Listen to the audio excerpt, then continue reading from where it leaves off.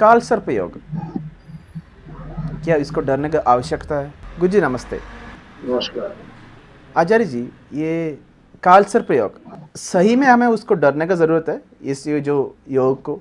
जी, बिल्कुल डरने की जरूरत नहीं है। पहले इसको समझिए कि काल सर्प योग है क्या, होता क्या है। जन्म कुंडली में राहु और केतु के मध्य यदि बाकी अन्य सभी ग्रह आ जाएं, तो ऐसे योग को काल सर्प योग कहते हैं। काल सर्प योग प्रायः उन जातक के होते हैं जिनका पितर दोष लगता है, जिनके पूर्वजों जी के द्वारा में पितरों का जो दोष आता है, उस दोष के फलस्वरूप जातक के कुंडली में काल सर्प दोष होते हैं। काल सर्प दोष उदित और अनुदित दो प्रकार के। यदि राहु से केतु के मध्य सभी आ गए तो उदित, केतु से राहु के बीच यदि सभी ग्रह आ गए तो अनुदित।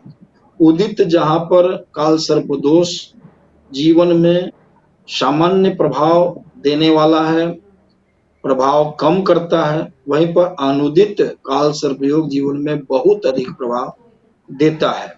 और ऐसे जी जातक को जीवन में हर क्षेत्र में संघर्ष करना पड़ता है। यह संघर्ष पूर्ण योग का भी नाम काल सर्प योग कह सकते हैं। काल सर्प दोष में जातक जितना कार्य करता है, जितना परिश्रम वह करता है, उस अनुपात में उसे लाभ की प्राप्ति नहीं होती है। जो वह चाहता है वह मिलता नहीं है। अर्थात जिस प्रकार से परिश्रम करता है वह यदि लाभ की प्राप्ति नहीं होती है तो जानना चाहिए कि उसे कहीं ना कहीं किसी प्रकार का दोष है। और ऐसे जातक की यदि कुंडली देखी जाती है तो प्रायः उसके कुंडली में काल सर्प योग देखने को मिलता है। काल सर्प दोष पितर दोष के रूप में भी जाना जाता है और वैसे जातक को पितर दोष की शांति करानी चाहिए, काल सर्प दोष की शांति करानी चाहिए।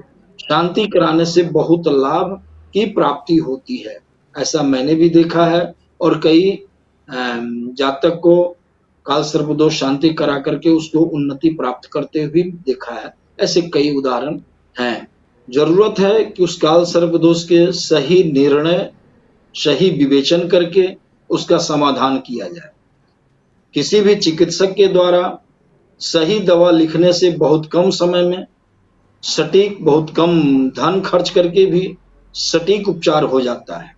जबकि चिकित्सक का यदि सही निर्णय नहीं है, डायग्नोसिस सही नहीं है, बीमारी पकड़ में नहीं आया है, तो हायर एंटीबायोटिक देकर के भी उचित लाभ नहीं कर पाता है। यह विधान इस ज्योतिष शास्त्र में भी है। यदि कुंडली के द्वारा सही डायग्नोसिस किया गया, काल सर्प दोष में भी कौन कौन से ग्रह किस किस अवस्था में, किस भाव में आकर के काल सर्प दोष में है, उस भाव जनित यदि दोष का उपचार किया जाता है तो जातक को अमूलचूल परिवर्तन जीवन में देखने को मिलता है। यदि डायग्नोसिस सही नहीं होता है तो लाख उपचार करने के बाद भी सफलता नहीं मिलती है। यही कारण है कि दवा या उपचार या शांति करने के बाद भी लोग ज्योतिष पर ही प्रश्न उठाते हैं कि ज्योतिष के द्वारा, ज्योतिषाचार्य के द्वारा बताए गए विधान को करने के बाद भी मुझे सफलता नहीं मिल पा रही है। जबकि इसका दोष न ज्योतिषाचार्य का है न ज्योतिष का है। समुचित विवेचन जब तक नहीं होगा, टू द पॉइंट, जब तक ग्रह का दोष का पता नहीं लग जाएगा तब तक समुचित उपचार नहीं हो सकता है। और जब तक समुचित उपचार नहीं होगा तब तक जातक को पूर्ण लाभ की प्राप्ति नहीं होती है। काल सर्प दोष की शांति के लिए महादेव का पूजा, सर्प का पूजा, ये उज्जैन में महाकालेश्वर के ऊपर पूजा करके, या और भी कई जगह है जहां पर काल सर्प दोष की शांति के विशेष विधान बताए जाते हैं। परंतु घबराने की बात नहीं है। जरूरी नहीं है कि देश के इस कोने से उस कोना जाकर के वह शांति कराने पर ही शांति होगी। समुचित उपचार करने पर घर में भी रुद्राभिषेक के साथ काल सर्प दोष की शांति का उपचार कराने से भी बहुत ही अच्छा लाभ मिलता है। ऐसा मैं अपने जीवन में कई काल सर्प दोष के जो दोषी हैं, जिनके ग्रह नक्षत्र काल सर्प दोष से युक्त है, जिनकी कुंडली में काल सर्प दोष बहुत ही खराब अवस्था में है, उनका रुद्राभिषेक के साथ शांति कराने से अच्छा फल की प्राप्ति हुआ है और वो बहुत संतोषजनक स्थिति में है। जी बिल्कुल। तो ये कालसर्प योग या पितृदोष कैसे होता है हमारी जिंदगी में? काल सर्प इसका दोष तो बिल्कुल जन्म समय के आधार पर जो बनती है कुंडली, उसके आधार पर देखा जाता है, लेकिन ऐसा जी मानना है कि पितर दोष से काल सर्प दोष आता है।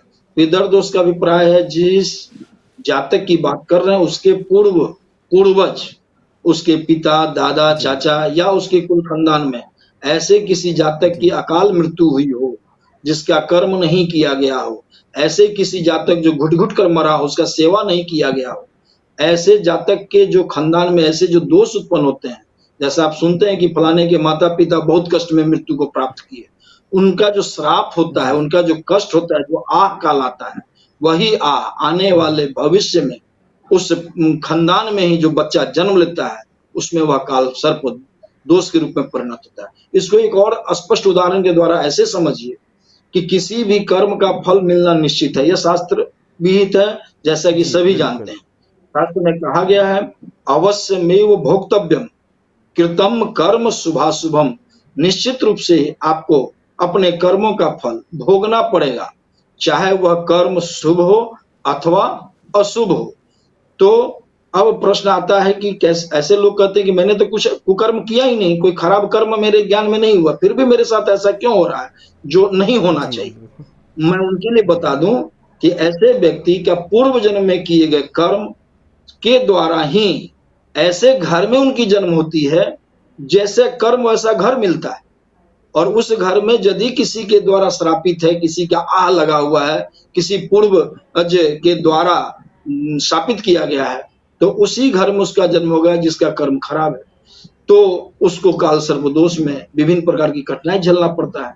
अब जी बैंक में जैसे हम पैसा रखते हैं, तो बैंक में रखे हुए पैसा आपको प्राप्त उपभोग करने का पूर्ण राइट है, लेकिन यदि पहले से ऋण ले लिया गया हो तो रखने पर पहले ऋण सधाना पड़ता है, और जब बचेगा तब उसका उपभोग कर सकते हैं। उसी प्रकार से काल सर्प दोष पिछले जन्म के द्वारा किए गए वह ऋण है जो इस जीवन में उसको सधाना पड़ता है। यही कारण है कि जितना किया गया कर्म होता है उसके अनुपात में फल की प्राप्ति नहीं होती है, क्योंकि वह ऋण सधाने में ही उसका ज्यादा परिश्रम खर्च हो जाता है, और काल सर्प दोष वाले ज्यादा ही परेशानी का अनुभव करते हैं। जी गुरुजी, तो बहुत बहुत धन्यवाद गुरुजी।